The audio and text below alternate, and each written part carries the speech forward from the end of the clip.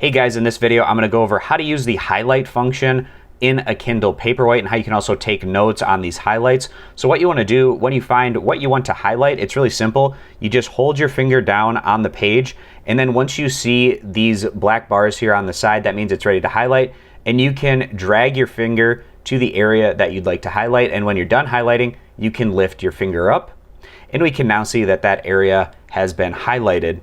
At this point, you can undo the highlight, you can write a note for this highlight, you can also share this highlight, and once you click out of the menu, you can see that that highlight stays there. And even if we turn to the next page and then come back, we can see that it's still highlighted, so it saves it and is going to remember that highlight that you had put in. If you ever want to get rid of this highlight, we can just hold down on the highlight itself and then click where it says delete, and that'll get rid of the highlighted area.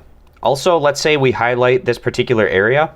Maybe we're further along in the book and we can't remember exactly where that was. So if we want to search for our highlights, we can tap towards the top of the screen, and then we can click on this little notebook right here, and it'll bring up your highlights right in this area. So to take us back to that spot, we can click on that highlight and it brings us back to the area where the highlight was made.